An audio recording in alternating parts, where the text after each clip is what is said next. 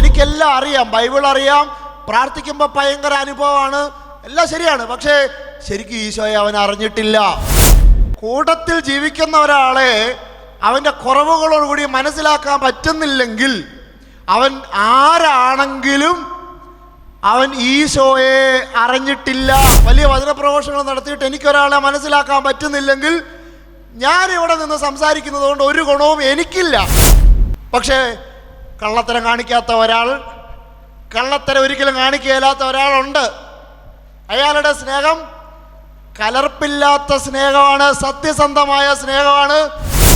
ധൂർത്തപുത്രൻ ഇതെല്ലാം കഴിഞ്ഞ് ഭയങ്കര സ്വീകരണം എല്ലാം കഴിഞ്ഞിട്ട് വീണ്ടും അപ്പൻ്റെ കുറെ കട അടിച്ചുകൊണ്ട് പോയാലും തിരിച്ചു വരുമ്പോൾ ഈ അപ്പന്, കാരണം ഈ അപ്പന് ഇതേ അറിയൂ, പിതാവിന് സ്നേഹിക്കാനേ അറിയൂ. ഈശോ ഇന്ന് എൻ്റെ നാവിലൂടെ ഇവിടെ ഇരിക്കുന്നവരോട് പറയാണ്, ഞാൻ നിന്നെ ഒരുപാട് സ്നേഹിക്കുന്നുണ്ട്, അത് നീ മനസ്സിലാക്കണം. ശരിക്കും ഈശോയ്ക്ക് നമ്മളോട് സ്നേഹമുള്ളത് കൊണ്ടാണ് നമ്മുടെ ജീവിതത്തിൽ ദുരിതങ്ങൾ അനുവദിക്കുന്നത്. ഇത് ഞാൻ വെറുതെ ഒരു പറയാനായിട്ടൊരു സാധനത്തിന് വേണ്ടിയിട്ട് പറയുന്നതല്ല. ഞാൻ എൻ്റെ ജീവിതത്തിൽ നന്നായിട്ട് തന്നെ സഹിച്ചിട്ട് തന്നെയാണ് പറയുന്നത്.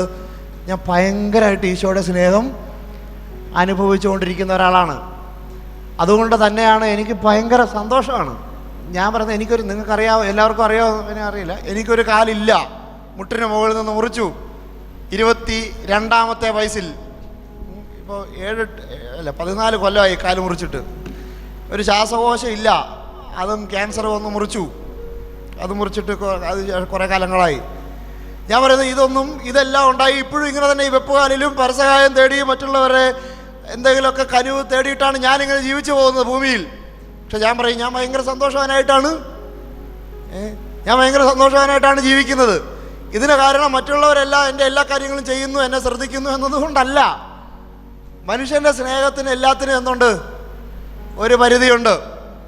ഈ പറയുന്ന ഇന്ന് സ്നേഹിക്കുന്നു എന്ന് കരുതുന്ന ആൾ എന്നും എൻ്റെ കൂട്ടത്തിൽ ഉണ്ടാവണമെന്ന് ഒരു നിർബന്ധമില്ല. മാത്രമല്ല, ഇന്ന് എന്നെ അമിതമായി സ്നേഹിക്കുന്ന ഒരാൾ നാളെ എന്നെ ഏറ്റവും കൂടുതൽ വിഷമിപ്പിച്ചെന്ന് വരാം. ഇതെല്ലാം മനുഷ്യൻ്റെ സ്നേഹത്തിൻ്റെ ലിമിറ്റേഷൻസാണ്. ഇത്രയൊക്കെ മനുഷ്യനെ കൊണ്ട് പറ്റൂ. പക്ഷേ കള്ളത്തരം കാണിക്കാത്ത ഒരാൾ, കള്ളത്തരം ഒരിക്കലും കാണിക്കുകയില്ലാത്ത ഒരാളുണ്ട്. അയാളുടെ സ്നേഹം കലർപ്പില്ലാത്ത സ്നേഹമാണ്, സത്യസന്ധമായ സ്നേഹമാണ്. ഇനി നമ്മൾ എന്തുമാത്രം പാപം ചെയ്താലും എന്ത് ധൂർത്തപുത്രൻ ഇനിയും പോയിട്ട് വന്നാൽ ഈ പിതാവ് എന്തേ ചെയ്യുള്ളൂ, ഇങ്ങനെ ചെയ്യുള്ളൂ.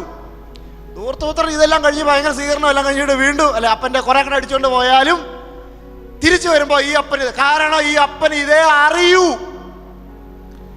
ഈ അപ്പൻ്റെ സ്വഭാവ സ്നേഹമാണ്. ഇതിൻ്റെ അകത്ത് ലോജിക്കായിട്ട് ചിന്തിച്ചിട്ട് ഇവൻ ഇങ്ങനെ ചെയ്തല്ലോ, അതുകൊണ്ട് ഇനി ഇവരോട്ട് കൊടുക്കണ്ട എന്ന് ചിന്തിക്കാനായിട്ടുള്ള ബോധം നമ്മുടെ പിതാവിനില്ല.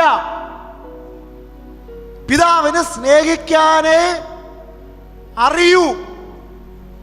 അപ്പോൾ ഞാൻ ഒരു കാരണവശാലും സ്നേഹം നിറഞ്ഞവരെ, നമ്മുടെ ജീവിതത്തിൽ ചിലപ്പോൾ ഇപ്പം നിങ്ങൾ കടന്നു പോയിക്കൊണ്ടിരിക്കുന്ന ചില ദുരന്തങ്ങൾ ചിലപ്പോൾ ആത്മഹത്യയുടെ മുന്നിലായിരിക്കും നിൽക്കുന്നത്. അത്തരം ദുഃഖത്തിൽ ജീവിതം മുന്നോട്ട് കൊണ്ടുപോകുന്ന ആളുകളായിരിക്കും. പുറമേ നമ്മൾ പ്രത്യക്ഷത്തിലല്ലേ സുന്ദരനും സുന്ദരിയൊക്കെ ആയിട്ടായിരിക്കും നിൽക്കുന്നത്. പക്ഷേ അകത്ത് ഇങ്ങനെ വല്ലാത്ത സംഘർഷം അനുഭവിക്കുന്ന ആളുകളാവാം, മാനസികമായി ഏകാന്തത അനുഭവിക്കുന്ന ആളുകളുണ്ടാവാം, വല്ലാത്ത രീതിയിൽ നിരാശയിലൂടെ കടന്നു പോകുന്ന ആളുകളുണ്ടാവാം. സ്നേഹം നിറഞ്ഞവരെ, ഈശോ ഇന്ന് എൻ്റെ നാവിലൂടെ ഇവിടെ ഇരിക്കുന്നവരോട് പറയാണ്, ഞാൻ നിന്നെ ഒരുപാട് സ്നേഹിക്കുന്നുണ്ട്, അത് നീ മനസ്സിലാക്കണം.